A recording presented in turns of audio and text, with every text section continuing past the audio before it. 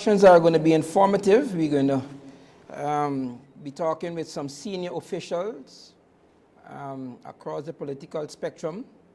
And in the studio with me today is Minister Joseph Harmon. I must say, by full disclosure, he's a friend of mine.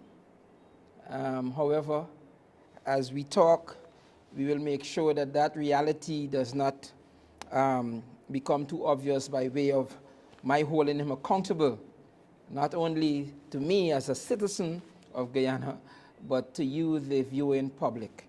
So as we get into this, let me formally welcome Minister. Okay, thank you very much for having me here. How are you? How are you, sir? Yeah, very well. All right, so the folks have listened, and you are here representing the party in your government. What's your takeaway from the budget? The budget is building on commitments made to the people of Guyana in 2020 when we presented ourselves and we said to Guyanese people that elect us back into office and we would ensure that your lives would be better. And so we have started that journey, the development of the country. And so 2025 budget is building on what has been accomplished. Do you think the budget achieved what in your as a politician and with your ear to the ground, do you think the budget met the objectives? Yes. Okay, if we look at infrastructure development, if we look at healthcare delivery, education delivery, the fact that now from nursery to university, parents would have this opportunity to have all their children get education without cost. Parents would have their children get not just academic education, but technical vocational education, free of cost. So education side, it is delivered. Healthcare side, the development of healthcare, moving into utilizing technology and procuring technology that are needed, ensuring that we bridge the divide as regards deliverables in healthcare, like the introduction of telemedicine that has already happened, and now it would be expanded. Training and development, again, utilizing digitization, utilizing ICT to bridge the coastal and the hinterland and riverine communities. This budget comes right on the heels of general elections. As you envision moving around across the country in your capacity as a member of parliament and a representative of the party, do you find that the budget spoke enough to concepts and to ideas that you can sell when you go in the village and the villages and when you meet with people? I mean, for instance, persons were saying that in an oil economy, fastest growing economy in the world, that they were hoping that something would have been done with VAT by way of removing it and so that everybody benefits from items that do not include VAT and stuff like that. How would you address someone who says that to you? The thing is, if you look at, let me back up this again. There's a saying, at least the Americans, they have it, that all politics is local. Correct. So when you're doing a budget, whilst you pay attention to the big projects, you also have to pay attention to the people and how they fit into it. So if you look at all the, whilst VAT might not have been reduced, if you look at the taxation regime that has been amended, that touches every working person in their family, because it is putting more monies in their pockets. And so my argument would be, whilst some people would argue that, okay, VAT should have been reduced, income tax rate has been reduced. Correct. The threshold has been increased, at least a third of what it was. Yes. And we have, importantly, in 4 years, 5 years, we have increased the threshold 100% from where it was when we came in and met it at 65,000. Some child credits and the like credit for children. Yes. Newborn babies. Right. And so holistically, it has met, in my view, things that people were asking for. I would dare say, if I was in the opposition, the question they would have now, how do I challenge this budget? Because a lot of things that they have requested and they were asking for, primarily around the issue of taxation and the benefits, amending the tax rates and so that it benefit workers. That is in the budget. Would you say that this was an election budget? No, whether it was an election year or not, the budget, in my view, would have been similar because, as I've said, we came into government with a plan and a program, how to develop this country. It has nothing to do principally about elections. And the projects that you see being executed and the plans that you see rolling out, those are plans that we put together whilst in opposition. And that's, one of the questions people keep asking is, how are you able to run so fast with executing projects and the development that you see? And for people like me, I'm old enough to know that no government in this cooperative Republic of Guyana has ever done what has happened in 4 years. Some people would argue, okay, you have oil money, but the APNU AFC government, they had some oil money because we started production of oil when they were in government.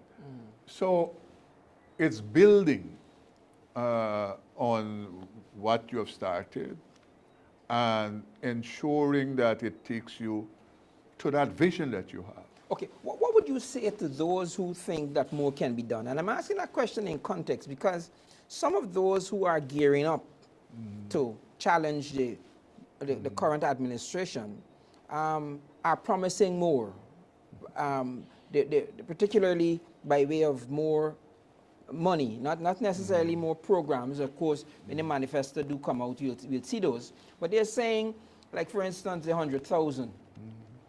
Some folks still have not gotten the 100,000, but some of these guys who are gearing up to challenge are saying, look, the government, the country is getting sufficient money now to where more than 100,000 should be guaranteed to the citizens. How do you, the budget doesn't speak to an increase in that, a direct increase, like to the 100,000 grant, but how do you answer a person who says, look, man, from what we're seeing, and you talk about the infrastructure work that are going on and the contractors who are making that kind of money, and so how do you tell a person who doesn't have a business to benefit from the infrastructural work and the contracts? The person benefits, child and children would benefit by free education. That's a benefit. If we take, let us look at the numbers. I think the one semester at the university right now is 135,000 or something like that, if I recall, or the yearly fee, whatever.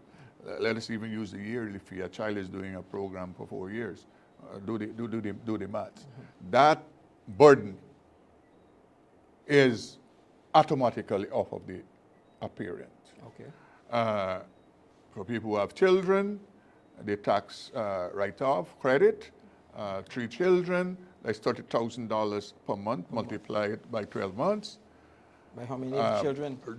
You understand me? So when you look holistically at what is presented, you understand, and important to, you mentioned and alluded to some of the people who promising the stars and moon. When you're out of government, you can say anything, you know. When you're in government, you have to be responsible. And our theme speaks to sustainability.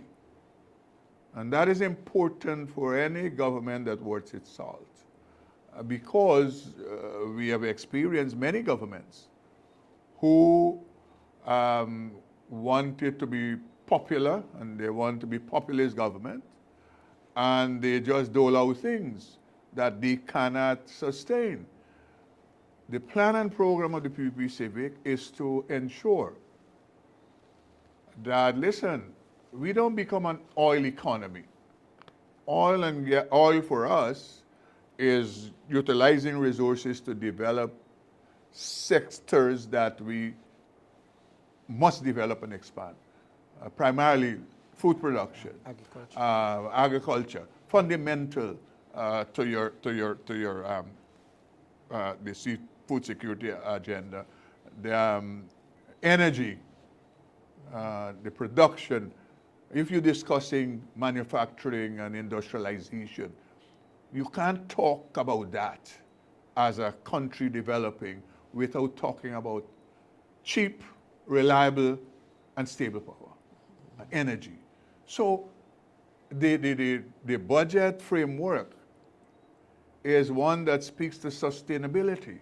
The minister spoke of the possible reduction by 50% of energy.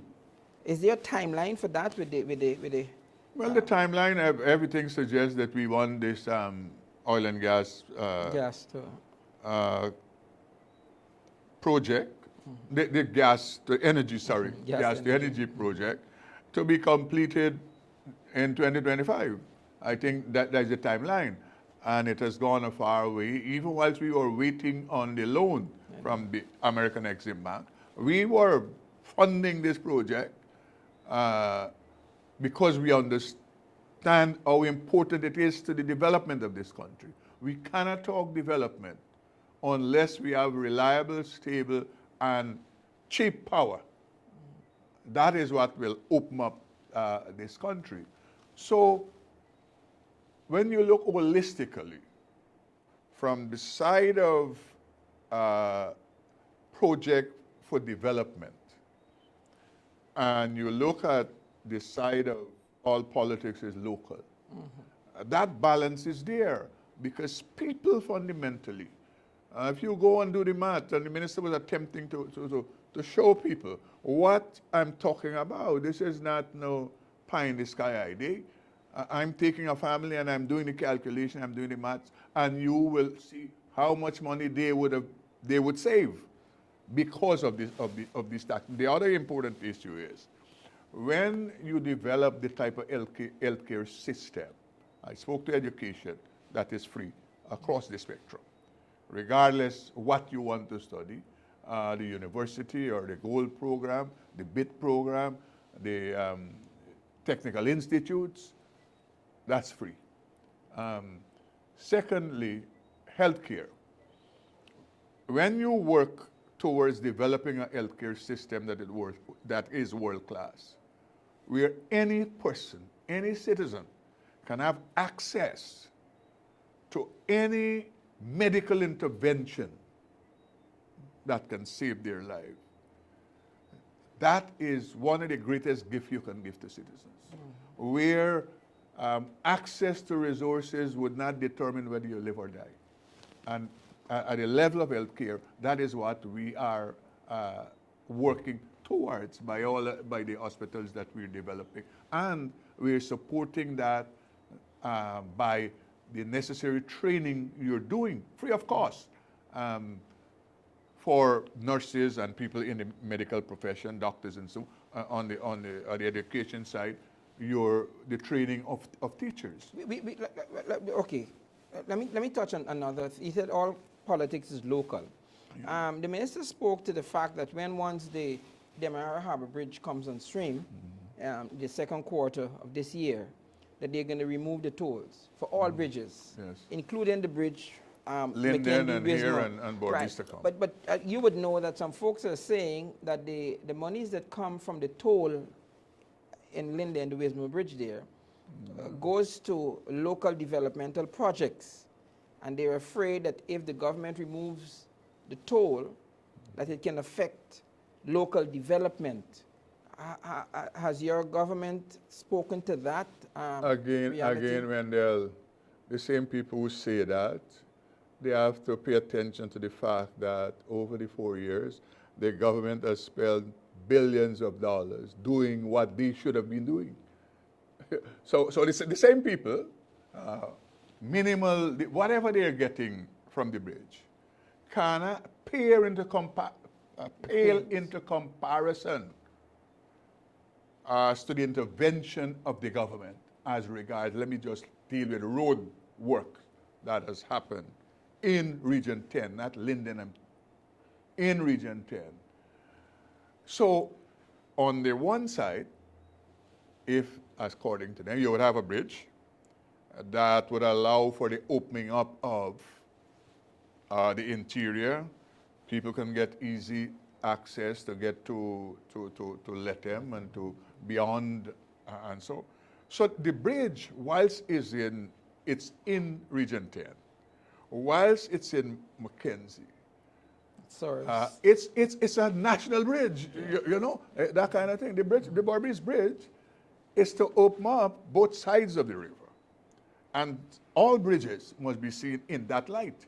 So you can't define a bridge as a local. It's not a local bridge. It is the funds that was local, not the bridge. No, whatever they were. But what you're saying is that the government is offsetting a number of the costs that they the should bridge have been money bearing. should have gone to. That they should have been bearing. That is the municipality that runs the city of Linden, the tongue of Linden.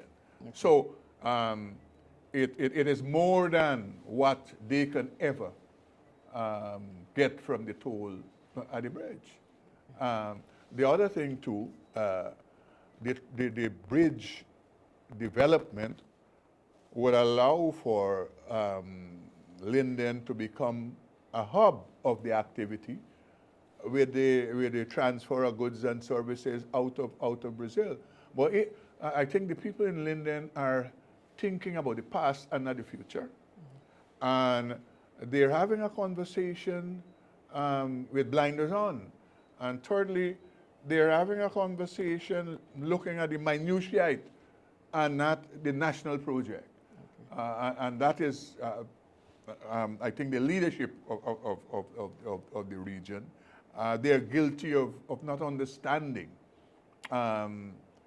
how they fit in to the national project. And I think a new bridge is being constructed. Yes, it is. The bridge is happening. I think the last number, 32% or thereabout, of the bridge has already been done.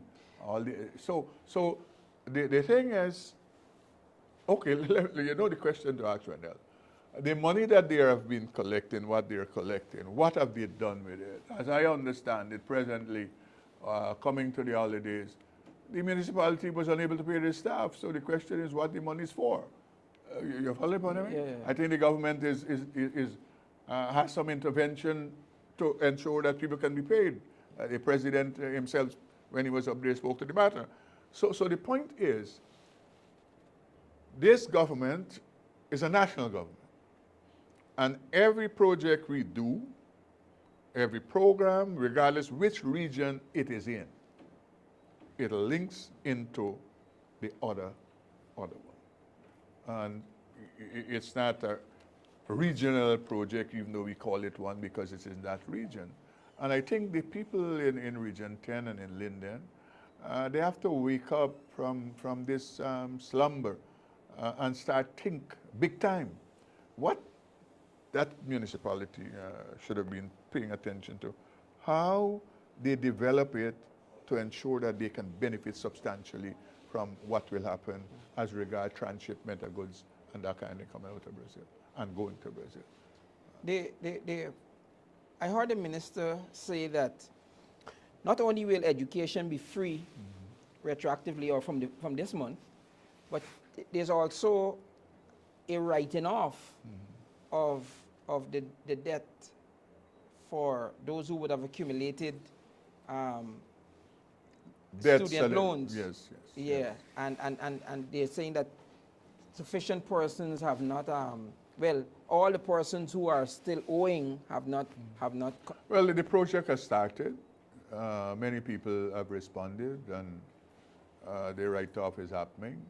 I suspect the Ministry of Finance will allow the program to work until all the people are captured, because you know that would help a lot of young professionals who are now in the area of work. That debt would come off of them. They could take their money and do something, help to build their house or buy a car or whatever. And so going back to the question you were asking about people saying this should have been in there and that should have been in there. Every budget, there would always be people who were saying this should have been in there and that should be in there. I'm sure they have persons who are saying, okay, why you don't bring down the tax rate for vehicles, you know? So there would always be some segment of the society, some sector of the society. Look for loopholes. Right. They're looking for specific. But you have to take it you have to take it in the context of the overall plan and program. And does it adequately address social service issues? Okay. Minister, we have your partner, fellow parliamentarian, Bishop Juan Edgel is here. So we'll take a break and then we'll continue. Okay. Thank you so much. Thank you very much. All right.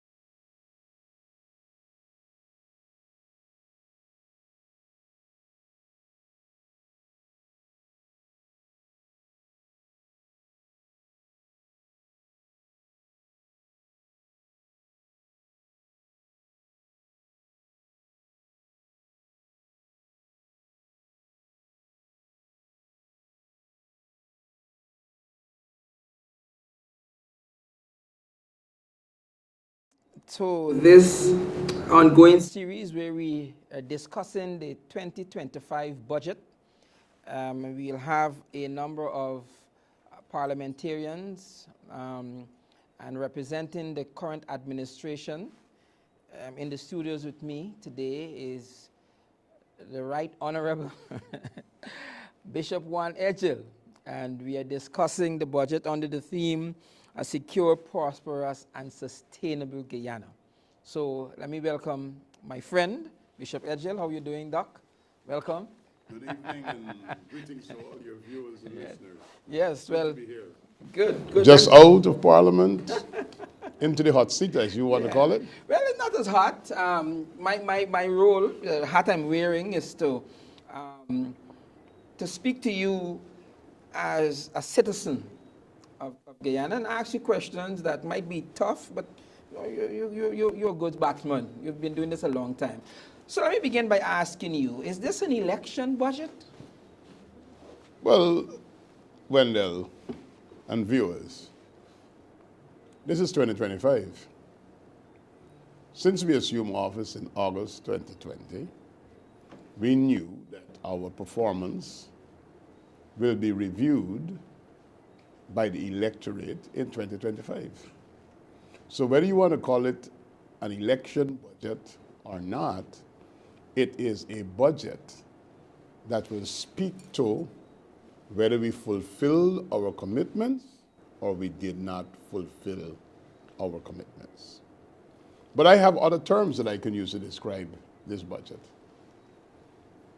You know, we sat in the opposition, and during that period, we agonized at how a government could have gone across the country, promised people things, won the admiration and vote of individuals, and when they got into office, totally disregarded what they promised the people.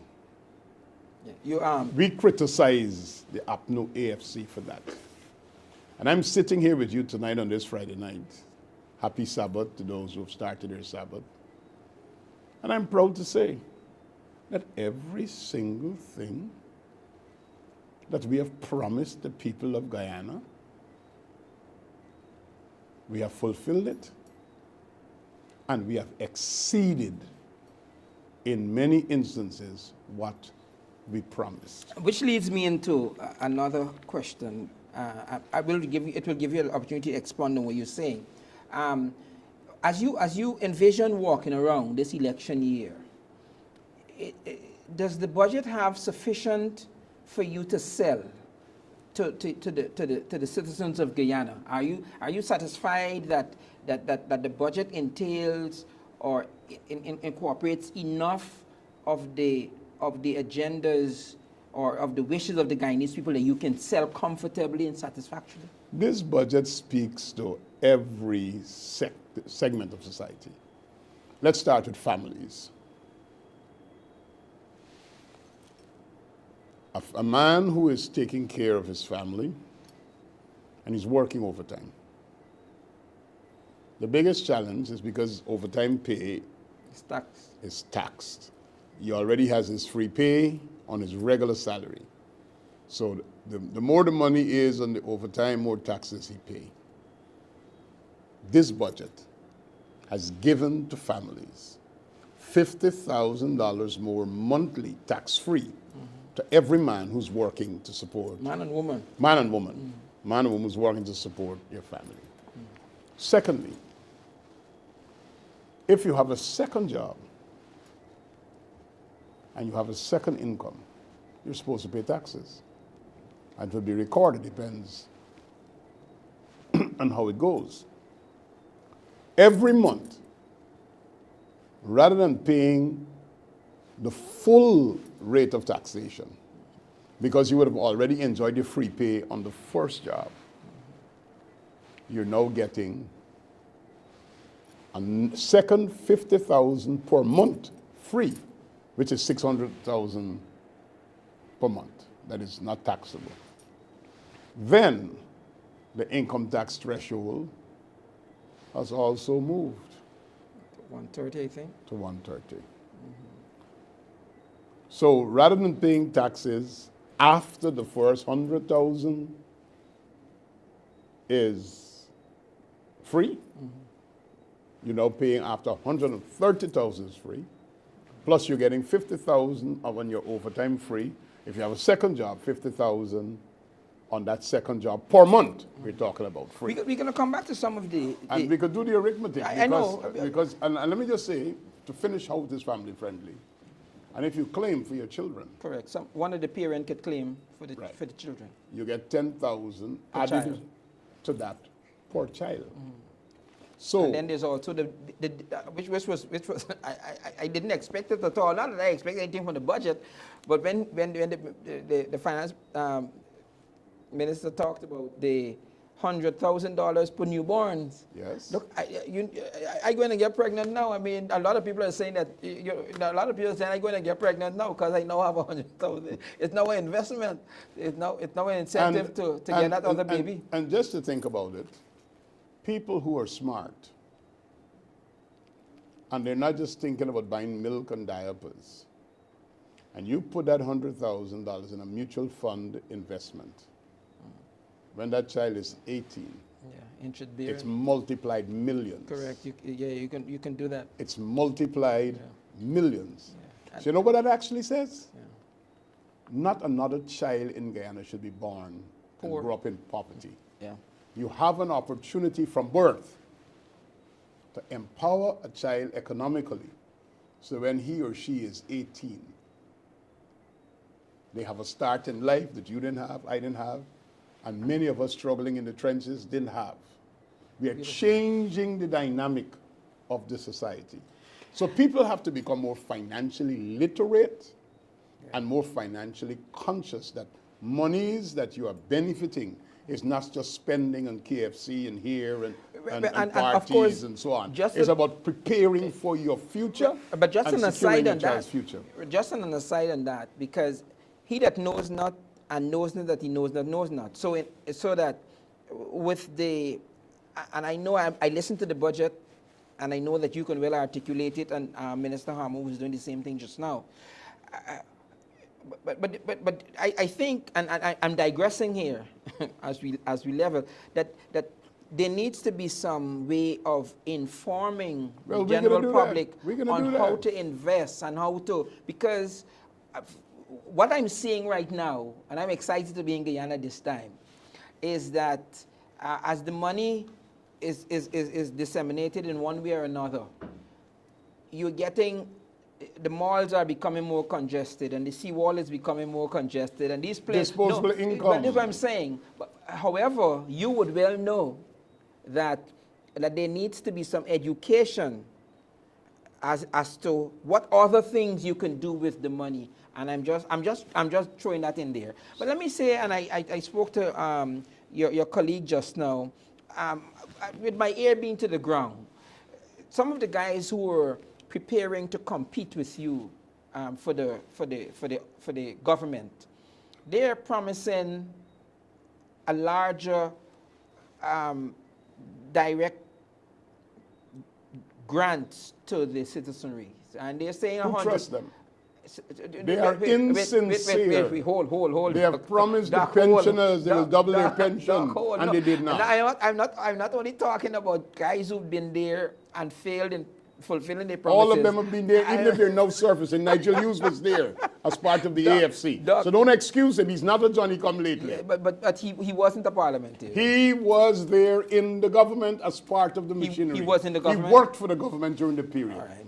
Okay. So don't let us excuse him. Norton was not in parliament, but he was there. So what do you say, though, to those who say $100,000 is chicken feed, and that and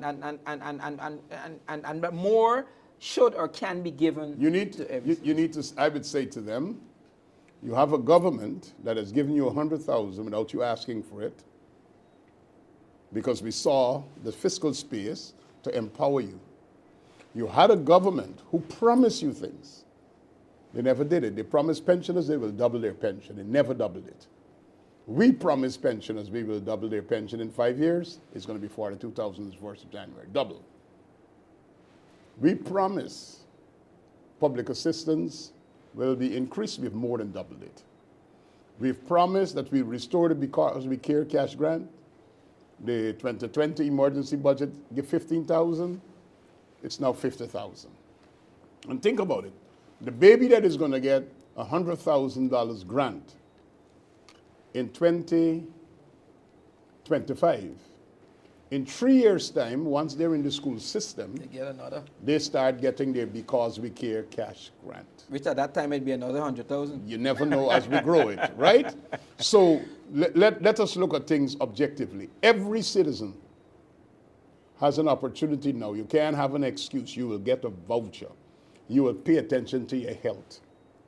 You have a voucher of $10,000. You could go see a doctor. And that voucher will be able to pay for the consultations, sometimes 3,000 or 4,000, and start paying for some of the tests at the lab, at the doctor's office, to help you to understand what's happening with your health. I noticed... So it's not just building the new hospitals and putting in more equipment, but it's investing in people. Now, I could walk around the street and say, this is your health voucher. You still need to take a proactive approach that says, you know something? I used to make the excuse that I couldn't go to the doctor because I didn't have the money. I could go and consult, check on my health. Yearly, I could run my tests.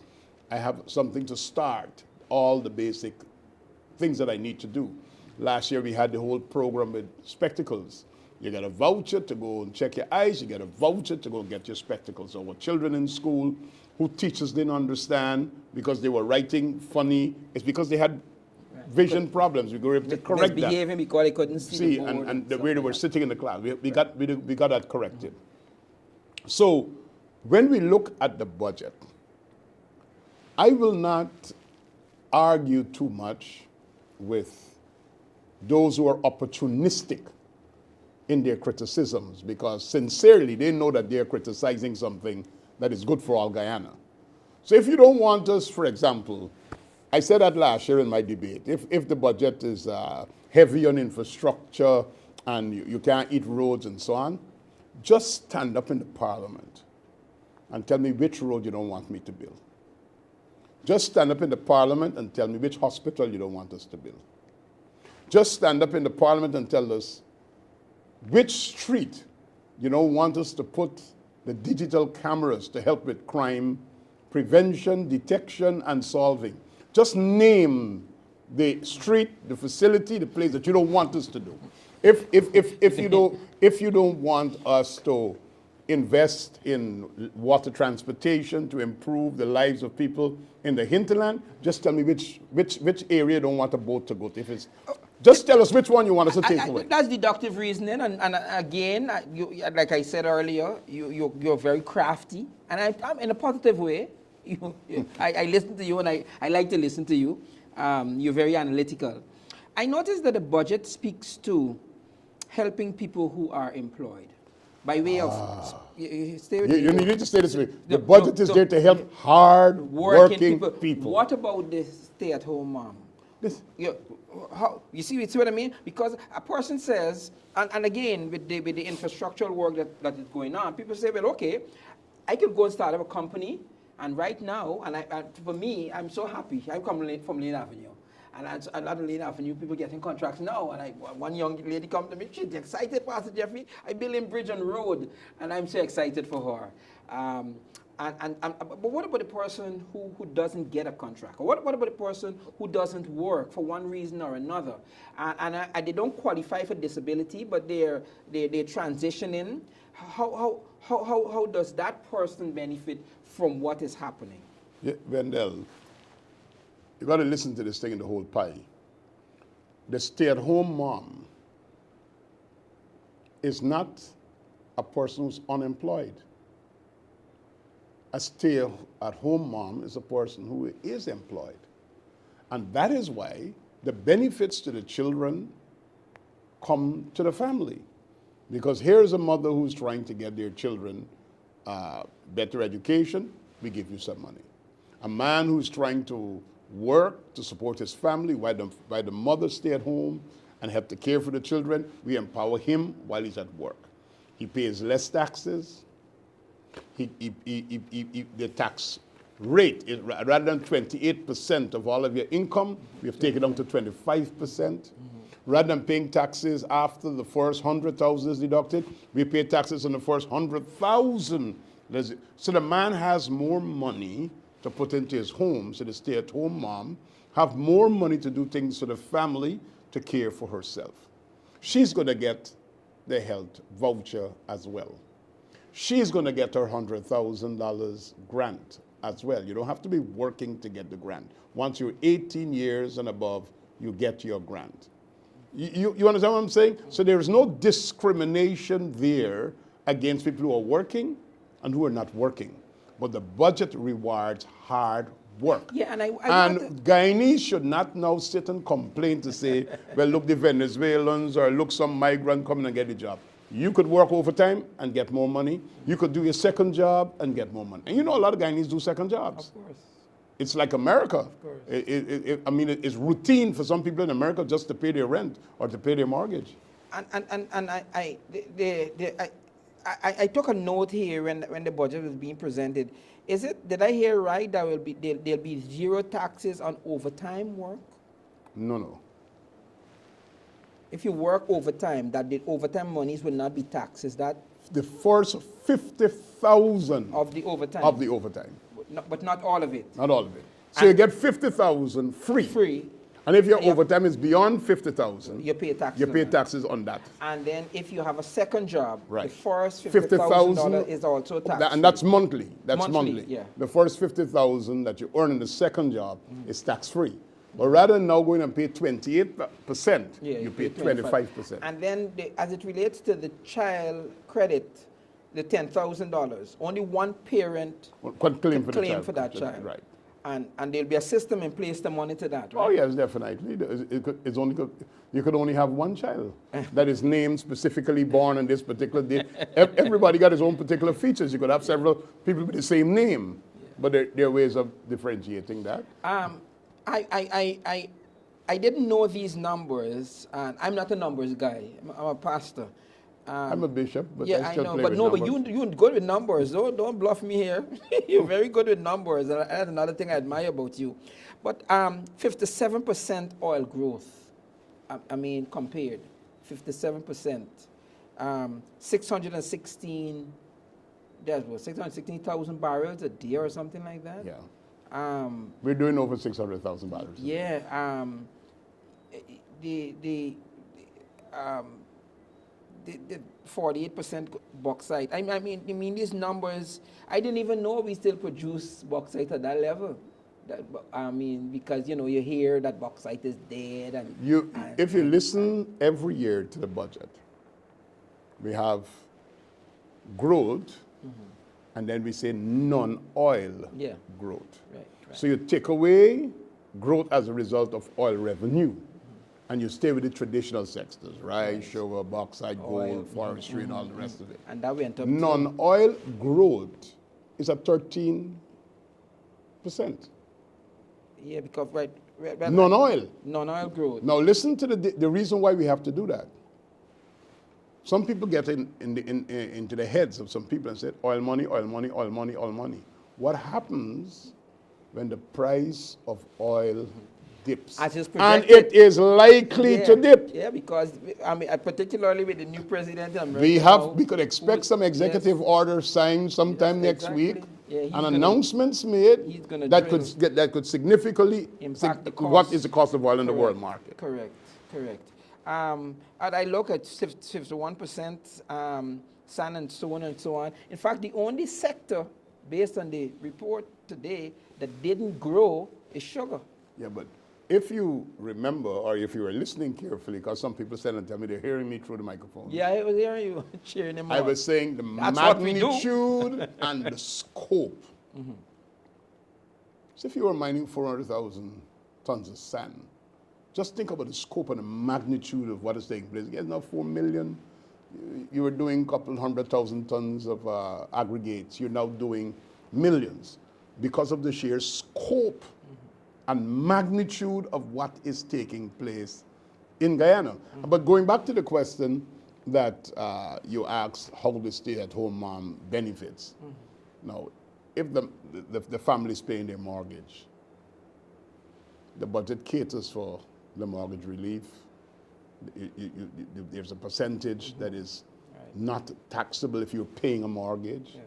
So, with all those measures, when you add it up and you sit down, if two persons were working and they had to pay taxes the way we met it in 2020, they would have been worse off than a man who's working and a wife that stays at home to look at the kids. They're still better off based upon these new tax relief that is being brought and the measures that are coming to the family. Now, speak a little bit, Bishop, too. Inflation is projected to be 2.9%. The food prices, though, went up. And with all these things now, we have a lot of price gouging going on. And I don't know if you can speak to that in a budget, but can you give us a little idea of how that is going to be managed? We got to start being fair to each other in society. Okay. You know, when the price of gasoline goes up, government makes intervention. We are continuing that intervention, removing the excise tax. Correct. And all the rest of it. Taxi drivers didn't drop their price. Correct. As a matter of fact, towards the end of last year, they were raising their prices, yes. and we had to make certain interventions Yes. because we're not fair to each other. We are reducing the price of electricity. That benefits the boat operators. That benefits the taxi drivers, the food, minibuses. the people who provide food, So you can't come to the table and says, I am charging more because I got to pay high electricity bill. We are reducing electricity bill. We're reducing water bill. We're taking off VAT off of our infrastructure. But can for the the government do interventions to kind of regulate the price gouging that now up We have a Consumer Affairs Bureau. The Ministry of Tourism, Industry and Commerce can make interventions.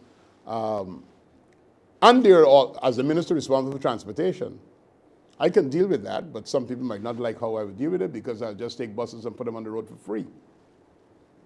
And everybody's price will go back down. That's one of the good things about having Gaia oil.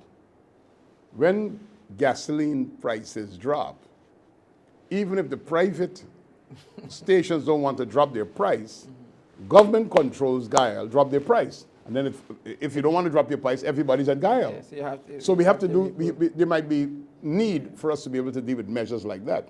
If you want to escalate the prices of boats and taxis and buses, well, then the government will cross people across the river for free.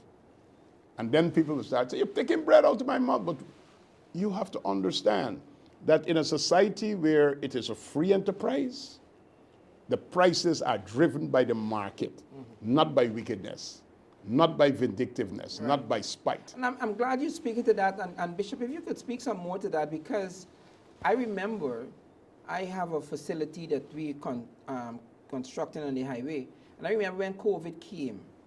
When COVID came, the bosses say, well, you ought to pay me more. Because I can't tell you among the passengers. So they started, they can charge you instead of $1,000 in the cars, they charge you $1,500 because now we only can carry two people. Now they put in 4 people in the very back seat and charge you the same $1,500. That is why I said the society have to evolve in understanding that while you do things thinking that you're benefiting yourself, you're hurting other people. Correct. And when you hurt other people, you're really hurting yourself. Correct. Because I'm sure none of them pay taxes on the full income of what they're seeking to do. So if you get the tax man to start going and say, okay, go out, then people start crying. But in the private sector, listen, the PPPC government is pro-people. This budget is pro-family. It's pro-children. It's pro-farmers. It's pro-public servants. It's pro-everybody. Because in the budget, measures are in place for every segment of society. Amerindians are going to continue to reap benefits like they have been. And that's a special group. Their village economy, they're going to continue to benefit money that come in through the low carbon strategy and the carbon credits that are on the market.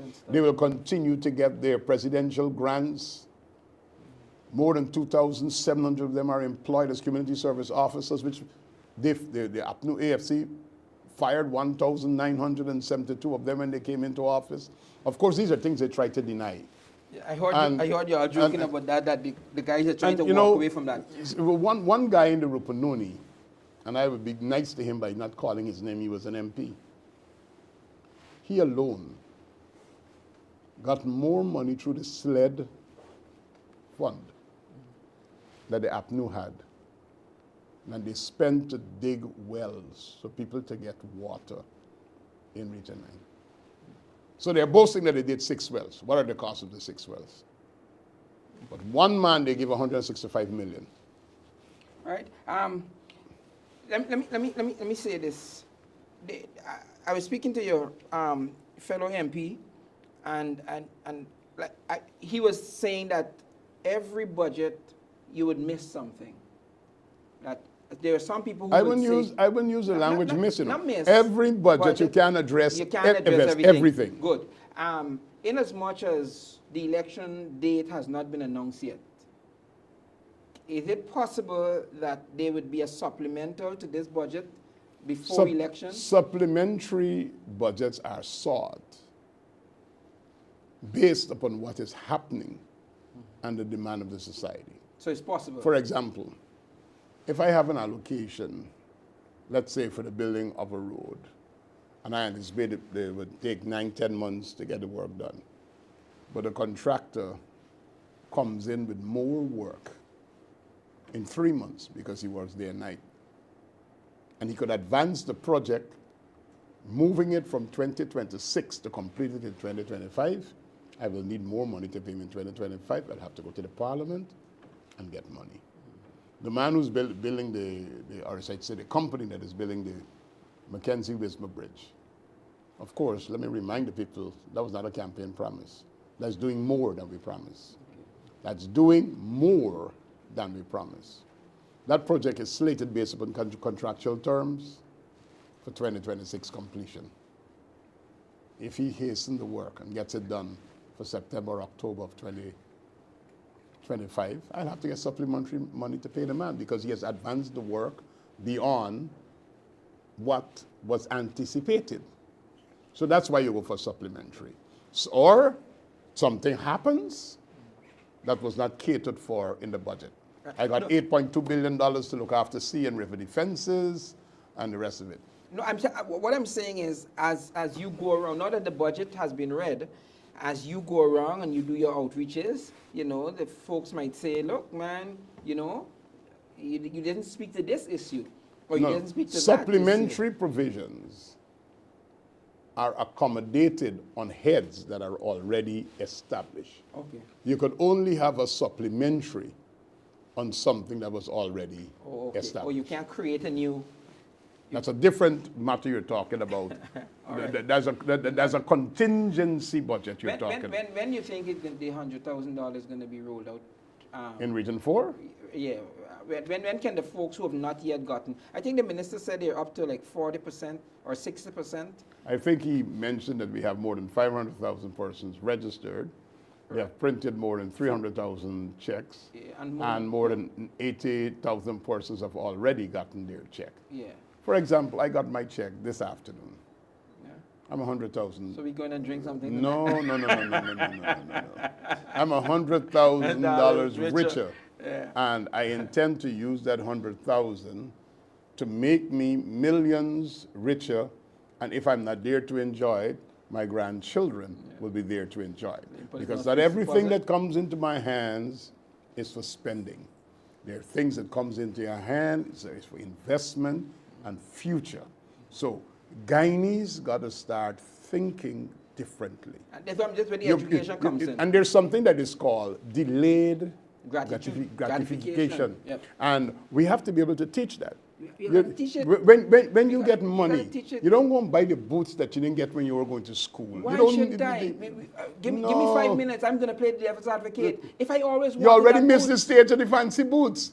Do something that is relevant. No, don't forget, at every stage of my life, I'm at that stage in my life. So if I didn't get it yesterday, you want it now? I want it now. So you still want to buy a big tape and put it on your shoulder and walk through it, boom, boom, boom, or boom. the equivalent, Okay. which is an iPad or something like that. So what I'm saying is, and how does that improve your life? No, there's a different discussion. What I'm saying is that, and sometimes what we do is we make hard things look easy, right? We who have learned and been in the school of hard knocks and so on, we make hard things look easy. And our formal education, the travels we have done, and sometimes we take it for granted the knowledge that we have. That people understand what we're talking about. Yeah. So I grew up on Lane Avenue, and a lot of folks I know still live there. And what they do is what I would have done if you were still there. If I were still there. And so what is going to break that cycle is a deliberate attempt at educating, whether it's public service announcement or you put out some... No, some people wouldn't get educated because of public no, service. I'm just saying something. People who they trust and respect. People are still influenced by people. Correct. You got to sit with them and say, man, listen, Correct. 6 of you in the house, Correct. and you collect 100,000. Yeah. If you go buy jeans, you go buy hair, you go buy boots, Yeah. your life remains the same. Right, but what we But talking what would if about we is that sit together? intervention. If we sit together Intervention. and we pool our 600,000 Yeah, together, yeah. and we said, okay, I working as a clerk, you work, you don't work. Yeah. We give you 250,000 to start a little business that comes to all of us. We take another 50,000 and we buy a washing machine, so we don't have to spend all that time every Saturday trying to wash and rub with tub And the and church so has on. a role too, because if the church has 50 members above 18, right? That's $5 million That's in the 5 church. million in the church. The church now has a responsibility, like you said, people trust people, to say to their members, look, why not do some, you see what I mean? So but what I'm saying, Bishop, and you agree with me, and I'm glad, is that the education is needed. And in as much as the government is putting this money into the pockets of people, I tell you this, the government... I can be hard politics here now, even though you want me to be religious. Representatives of the people who are elected by the people, the people who Lane Avenue voted for, must say if their representatives are helping them to understand how to get out of poverty and how to get out of backwardness, or there is somebody who haven't voted for them, who's working with them and showing them how to get out. And the next time around, Lane Avenue, you have to decide, am I going back with this same old drumbeat, so that or am I going to cling to somebody who's showing me the light? Right. So that's hard politics. That's hard politics. But as a pastor and as a student of psychology and as a patriot, I can't leave it. I can't cause people to suffer because the leaders that they support but they must get them to suffer. They must get a consciousness They don't have, that you cannot continue to support people who are not looking after your interests. But you know that is not automatic. You got education. Yes, Bishop, I want to thank you for your time. It's always a pleasure speaking to you. I'm going to have you look into the camera there and take a minute and talk to the people about the budget and if you want to the upcoming. I know it's going to be shocking for a lot of people sitting there playing with all the numbers, not understanding all the issues. But take the next 48 hours and digest for yourself what it is the budget is saying. The question is, what is in the budget for me? How could I use the facilities of the budget to improve myself, my family, my living, and my future? So the parents who used to tell their kids, I can't send you to university because I can't afford the money. Your kids can get to university because university is now free. The kid who says, I don't have the subjects to go to UG because I didn't do well in school, I can go to TI or vocational training. We ensure that the people in TechVoc, technical and vocational training, their tuition is also free. So we didn't just abolish payment at UG, we abolished a technical and vocational training. The young girl who is short on 1 or 2 subjects, how does the budget help? Money is provided through goal for you to do some online studies, upgrade yourself, and then you could get on to the nursing program and you could get your degree in nursing from the University of Southern Caribbean, of which I'm sure you know that you are closely associated with that university. Yes, sir. The man who is out there working and he's upset every time when he look at and see I work so much hours in the tax, what do you do with that disposable income to bring relief to yourself? Invest in a car, cut out the taxi fares. I mean, the taxi man got live, yes, but he don't necessarily have to live off of you. Leave it for somebody else who's now coming up. Buy your own bike. You know, you buy a bike, you get to work early, you burn less fuel, you get through the traffic easy, and you grow A government cannot do everything for you by bringing it on a platter and say, hey, I got a check here for you. But a government creates an enabling environment for you to be able to grow, for you to be able to develop. So understanding what the budget does to me. Women who are at home, listen to what is happening at the Ministry of Human Services and Social Security.